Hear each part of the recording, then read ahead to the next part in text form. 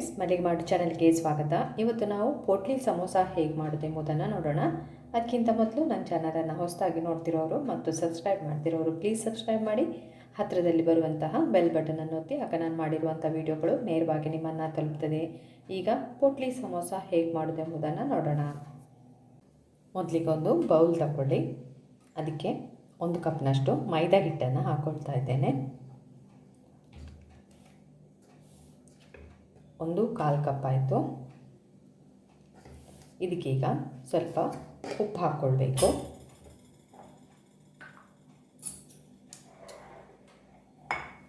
ರುಚಿಗೆ ಸ್ವಲ್ಪ ಉಪ್ಪು, ಸ್ವಲ್ಪ ಬಿಸಿ ಎಣ್ಣೆಯನ್ನು ಇದಕ್ಕೆ ಹಾಕೋಬೇಕು. 1-2 ಸ್ಪೂನಷ್ಟು ಬಿಸಿ ಎಣ್ಣೆ ಹಾಕಿ ಇದನ್ನು ಚೆನ್ನಾಗಿ ಮಿಕ್ಸ್ ಮಾಡಿಕೊಳ್ಬೇಕು. ಕೈಯನ್ನು ಹಾಕ್ಕೋಬೇಡಿ, ಬಿಸಿ ಇರುವಾಗ ಸ್ಪೂನಲ್ಲಿ ಇದನ್ನು ಮಿಕ್ಸ್ ಮಾಡ್ಕೊಳ್ಳಿ. ಫಸ್ಟಿಗೆ ಆರಿದ ನಂತರ ಅದನ್ನು ಕೈಯಲ್ಲಿ ಮಿಕ್ಸ್ ಮಾಡಿಕೊಳ್ಳುವ. ಎಣ್ಣೆ ಮತ್ತು ಮೈದಾ ಹಿಟ್ಟು ಮಿಕ್ಸ್ ಆಗಬೇಕು, ಹಾಗೆ ಮಿಕ್ಸ್ ಮಾಡಿಕೊಳ್ಬೇಕು. ಫಸ್ಟಿಗೆ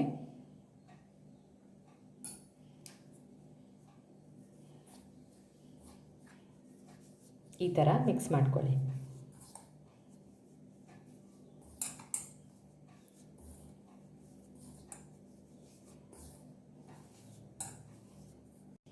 ಒಳ್ಳೆ ಮಿಕ್ಸ್ ಮಾಡ್ಕೊಂಡಿದ್ದೇನೆ.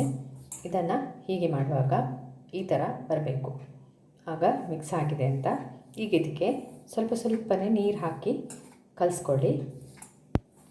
ತುಂಬ ನೀರು ಮಾಡ್ಕೊಳ್ಬೇಡಿ, ಸ್ವಲ್ಪ ಗಟ್ಟಿಯಾಗಿ ಕಲಿಸ್ಕೊಳ್ಬೇಕು. ತುಂಬ ನೀರು ಮಾಡಿಕೊಂಡ್ರೆ ಎಣ್ಣೆ ತುಂಬ ಹೀರ್ಕೊಳ್ತದೆ. ಹಿಟ್ಟು ಮೆತ್ತಗೆ ಆದರೆ, ತುಂಬ ಮೆತ್ತಗೆ ಆದರೆ ಎಣ್ಣೆಯಲ್ಲಿ ನೀವು ಫ್ರೈ ಮಾಡುವಾಗ ಎಣ್ಣೆ ಹೀರ್ತದೆ. ಅದಕ್ಕೆ ಸ್ವಲ್ಪ ಗಟ್ಟಿಯಾಗಿ ಮಿಕ್ಸ್ ಮಾಡಿಕೊಳ್ಬೇಕು. ಈಗ ಸ್ವಲ್ಪನೇ ನೀರು ಹಾಕಿ ಮಿಕ್ಸ್ ಮಾಡುವ.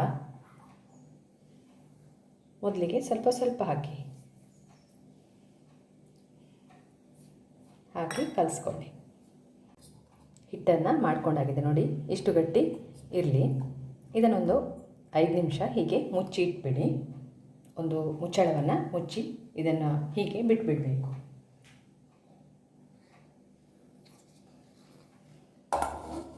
ಅಷ್ಟರಲ್ಲಿ ನಾವು ಹೂರಣವನ್ನು ರೆಡಿ ಮಾಡಿಕೊಳ್ಳುವ. ಮೊದಲಿಗೆ ಒಂದು ಪ್ಯಾನ್ ಇಟ್ಕೊಂಡಿದ್ದೇನೆ. ಅದಕ್ಕೆ ಸ್ವಲ್ಪ ಆಯಿಲನ್ನು ಹಾಕ್ಕೊಳ್ಳಿ, ಸ್ವಲ್ಪ ಸಾಕು. ಇದಕ್ಕೆ ಸ್ವಲ್ಪ ಹಸಿಮೆಣಸು,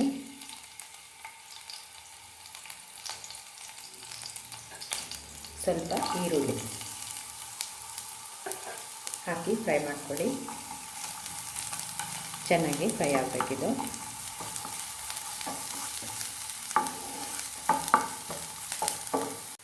ಇದಕ್ಕೆ ಸ್ವಲ್ಪ ಶುಂಠಿ ಬೆಳ್ಳುಳ್ಳಿ ಪೇಸ್ಟ್ ಹಾಕ್ಕೊಳ್ಳಿ, ಸ್ವಲ್ಪ ಇಂಗು ಹಾಕಿ ಮಿಕ್ಸ್ ಮಾಡ್ಕೊಳ್ಳಿ.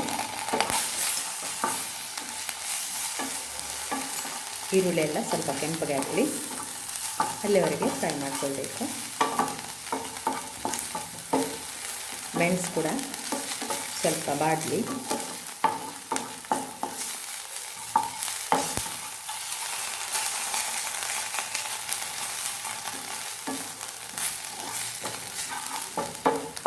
ಈಗ ಇದಕ್ಕೆ ಆಲೂಗಡ್ಡೆಯನ್ನು ಬೇಯಿಸಿ ನಾನು ಸ್ಮ್ಯಾಶ್ ಮಾಡಿ ಇಟ್ಕೊಂಡಿದ್ದೇನೆ, ಅದನ್ನು ಹಾಕ್ಕೊಳ್ತಾ ಇದ್ದೇನೆ. ನೋಡಿ, 2 ಆಲೂಗಡ್ಡೆ ತಗೊಂಡಿದ್ದೇನೆ, ಅದನ್ನು ಹಾಕ್ತಾ ಇದ್ದೇನೆ.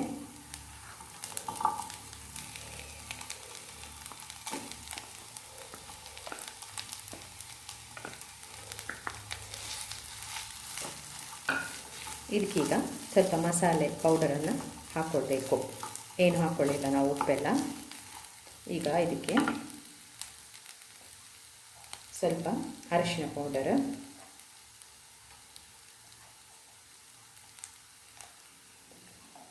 ಸ್ವಲ್ಪ ಕೆಂಪು ಮೆಣಸಿನ ಪುಡಿ,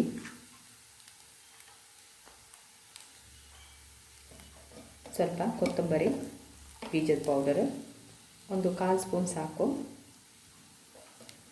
ಅದೇ ರೀತಿ ಗರಂ ಮಸಾಲ ಪೌಡರ್ 1/4 ಸ್ಪೂನ್ ಸಾಕು. ಹಾಕಿ ಎಲ್ಲವನ್ನು ಮಿಕ್ಸ್ ಮಾಡಿ ಸ್ವಲ್ಪ ನೀರನ್ನು ಸೇರಿಸ್ಕೊಳ್ಬೇಕು ಇದಕ್ಕೆ. ಆಲೂಗಡ್ಡೆ ಎಲ್ಲ ಸ್ಮ್ಯಾಶ್ ಆಗಬೇಕು. ಉಪ್ಪನ್ನು ಹಾಕ್ಕೊಳ್ಳಿಲ್ಲ ನಾವು, ಉಪ್ಪನ್ನು ಕೂಡ ಆ್ಯಡ್ ಮಾಡ್ಕೊಳ್ಬೇಕು. ಇದಕ್ಕೆ ರುಚಿಗೆ ಎಷ್ಟು ಬೇಕೋ ಅಷ್ಟು ಉಪ್ಪು ಹಾಕ್ಕೊಳ್ಳಿ. ಉಪ್ಪನ್ನು ಎಲ್ಲೂ ಹಾಕಲಿಲ್ಲ. ಸ್ವಲ್ಪ ನೀರು, 1/4 ಕಪ್ ಹಾಕ್ಕೊಂಡಿದ್ದೇನೆ. ಎಲ್ಲವನ್ನು ಮಿಕ್ಸ್ ಮಾಡಿ ಸ್ವಲ್ಪ ಬೇಯಲಿ. ಮಸಾಲೆ ಪೌಡ್ರೆಲ್ಲ ಮಿಕ್ಸ್ ಹಾಕಬೇಕು.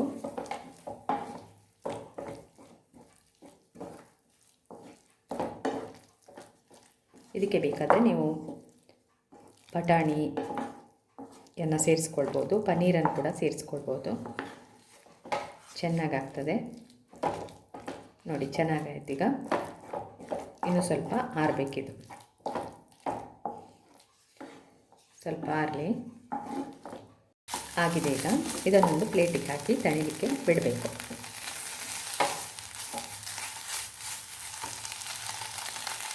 ಗ್ಯಾಸನ್ನು ಆಫ್ ಮಾಡ್ತಾ ಇದ್ದೇನೆ. ಕೊನೆಯಲ್ಲಿ ಬೇಕಾದರೆ ಸ್ವಲ್ಪ ಕೊತ್ತಂಬರಿ ಸೊಪ್ಪನ್ನು ಹಾಕ್ಕೊಳ್ಬೋದು. ಹಾಕಿ ಮಿಕ್ಸ್ ಮಾಡಿ ತಣಿಲಿಕ್ಕೆ ಬಿಡುವ ಇದನ್ನು.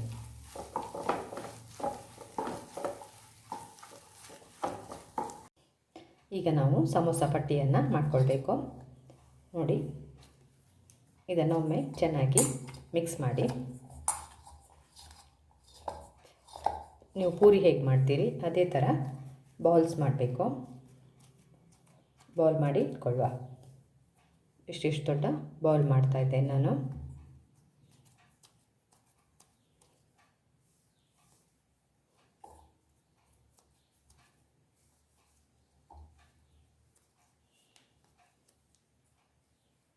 ಈ ಥರ ಬಾಲ್ ಮಾಡಿಟ್ಕೊಂಡಿದ್ದೇನೆ ನೋಡಿ. ಇದನ್ನೀಗ ಒಂದು ಬಾಲನ್ನು ತೆಗೆದುಕೊಂಡು ಹೀಗೆ ಈ ಚಪಾತಿ ಮಣೆಯಲ್ಲಿ ಲಟ್ಟಿಸ್ಕೊಳ್ಬೇಕು. ನೀವು ಪೂರಿ ಹೇಗೆ ಲಟ್ಟಿಸ್ಕೊಳ್ತೀರಿ ಅದೇ ಥರ ಮಾಡಿಕೊಳ್ಬೇಕು. ಪೂರಿ ಹಾಗೆ ಲಟ್ಟಿಸ್ಕೊಂಡ ನಂತರ ಇದರೊಳಗೆ ಸ್ಟಫಿಂಗನ್ನು ಹಾಕ್ಕೊಳ್ಬೇಕು. ಸುಮಾರು 1 ಸ್ಪೂನಷ್ಟು ಸ್ಟಫಿಂಗ್ ಹಾಕ್ಕೊಳ್ತಾ ಇದ್ದೇನೆ.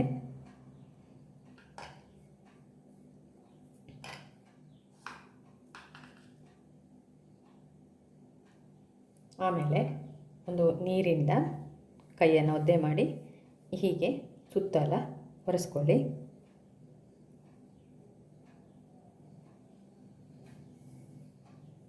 ಆಮೇಲೆ ಇದನ್ನು ಫೋಲ್ಡ್ ಮಾಡಿಕೊಳ್ಬೇಕು. ಈ ಥರ ಒಂದು ಸೈಡ್ ಫುಲ್ಲು ಫೋಲ್ಡ್ ಮಾಡ್ಕೊಳ್ಳಿ. ಆಮೇಲೆ ಇನ್ನೊಂದು ಕಡೆ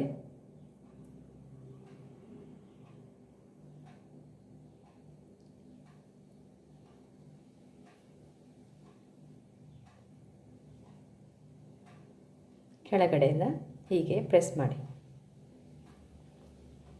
ಅದು ಆಗ ಪೋಟ್ಲಿ ಆಕಾರಕ್ಕೆ ಬರ್ತದೆ ನೋಡಿ. ಹೀಗೆ ಪ್ರೆಸ್ ಮಾಡಬೇಕು. ಇದನ್ನು ಹೀಗೆ ಇಟ್ಟು ಫ್ರೈ ಮಾಡ್ಕೊಳ್ಳೋದು ನಾವು.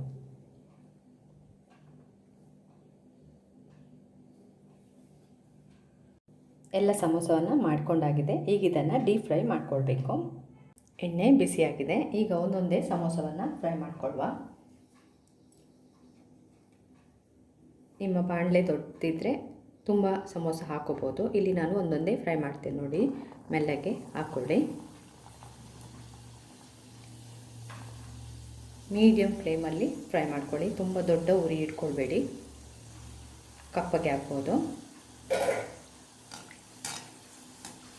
ಹೀಗೆ ಮಾಡ್ತೀರಿ. ಒಳಗಡೆ ಎಲ್ಲ ಬೇಯಬೇಕಿದು.